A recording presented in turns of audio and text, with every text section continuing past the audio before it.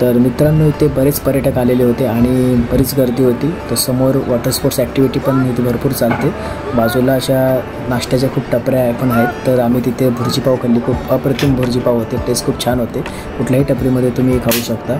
Taste सगळ्यांच्या अप्रतिमच आहेत. तसेच तब्येत थोडीशी व्यवस्थित नव्हती त्यामुळे मी काही पाण्यामध्ये भिजलो नाही आणि फक्त असा समुद्राचा फेरफटका आणि सनराईज घेण्याचाच आनंद घेतला.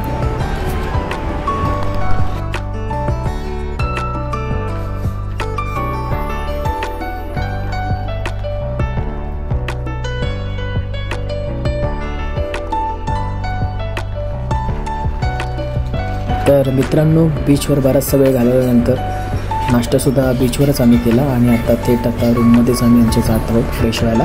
तर हे बाजूला डाव्या साईडला हे आमचं होमस्टे आहे. तर इथे उत्तम राहण्याची आणि जेवणाची सोय जोशी म्हणून ओनर आहे आणि मागच्या साईडला त्यांचं पार्किंगसुद्धा आहे. तर गाड्या लावायला पण बरीच जागा आहे त्यांची. तर मागच्या साईडलासुद्धा गार्डनमध्ये जेवणाची आणि असं निवांतपणे बसण्याची सोय आहे.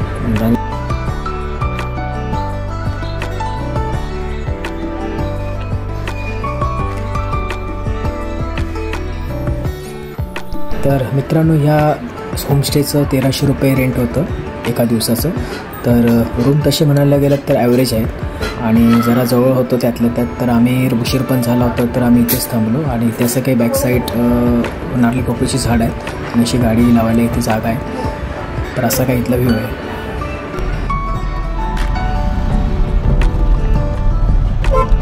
नॅनोचा ॲडव्हान्टेज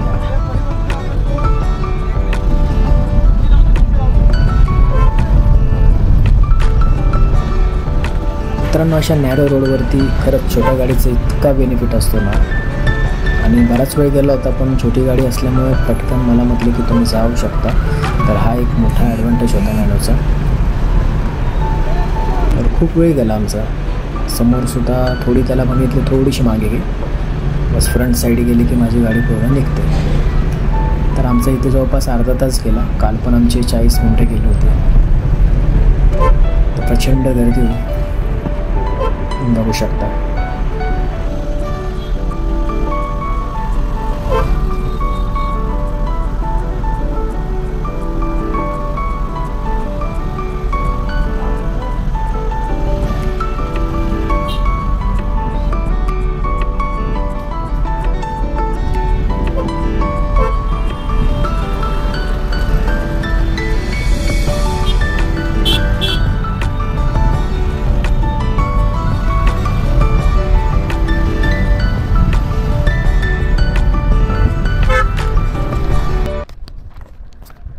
आहे दापोलीचं व्ह्यू पॉईंट. एक नंबर.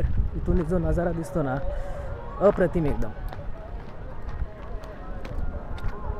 खूपच भारी. खाली 5 पंढरी आहे. हरणीबंदचे गाव आहेत. समोर एक किल्ला आहे.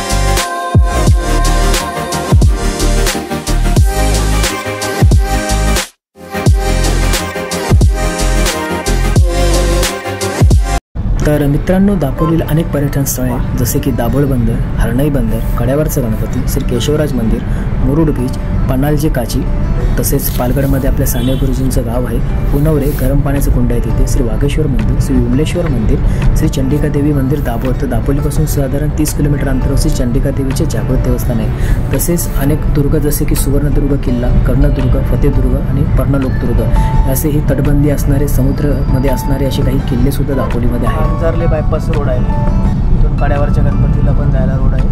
मस्त रोडची कंडिशन आहे. कड्यावरती गणपतीला जायला परत एक मोठा ब्रिज आहे. अंजरले गावात जातो रस्ता. आपण पुन्हा हरण्या रोडला येतो. मस्त सिनेरी.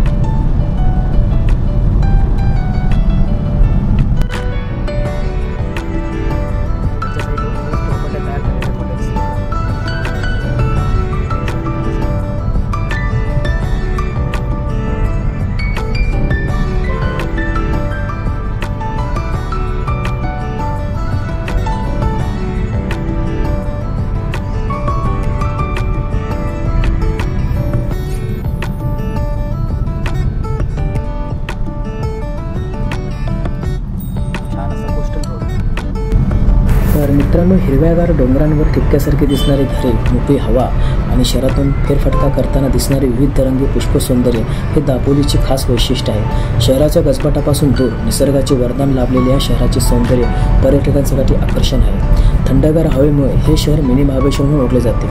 पावसाळ्यात तर हे शहर आणखीनच खुलून जाते. आणि आत्ता पण आपण वरती वरतून जो व्ह्यू बघितला तो खरंच म्हणजे खूप डोळ्याची पारणे फेडण्यासारखाच आहे. प्रत्यक्षात आल्यानंतर खूप भारी वाटतं वरतून बघायला. तर तुम्ही पण एकदा नक्की भेट द्या. आणि दापोली खरंच एक माझंसुद्धा आवडतं एक पर्यटन स्थळ आहे.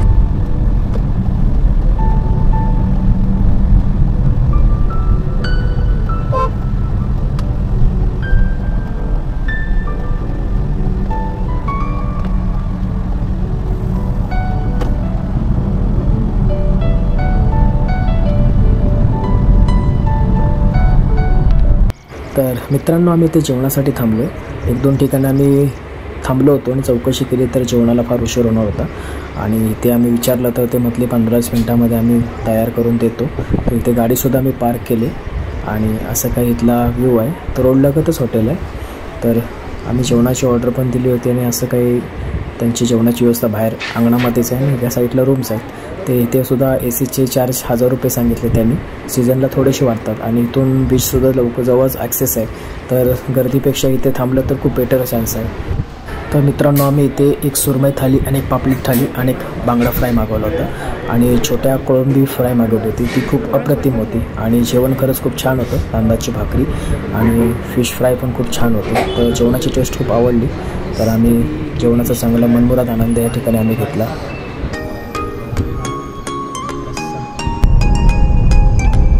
दापोलीची दुरावस्था बघता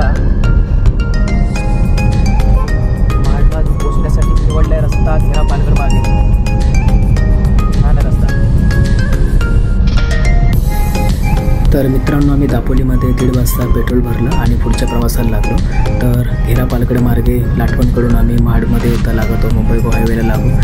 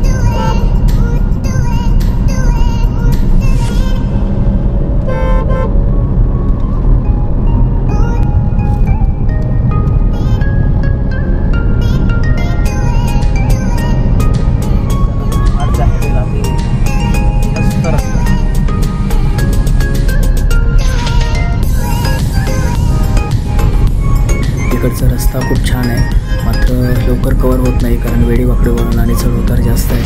तर खेड दापोलीचं काम चालू असल्यामुळे हा रस्ता आम्ही निवडला. तर खेडमार्गे जर रस्ता हायवेज लवकर भेटतो त्यामुळे लवकर कवर होतो, तिथे काम चालू असल्यामुळे हा रस्ता निवडला. तर सध्या हा रस्तासुद्धा खूप छान आहे. तरी आता जर विचार केला त्या रस्त्याचं काम चालू तर हा रस्ता खूप पर्यायाने खूप चांगला आहे. तर मित्रांनो, मी हा इथेच ब्लॉग माझा थांबवतो आणि त्याचा पुढचा प्रवास जो आहे तो पुढच्या ब्लॉगमध्ये येईल. तर हा ब्लॉग कसा वाटला तर कमेंट करून नक्की सांगा. आवडलं तर लाईक करा, शेअर करा आणि आपल्या चॅनलला सबस्क्राईब करा. तर आपण आता लवकरच भेटू पुढच्या व्हिडिओमध्ये.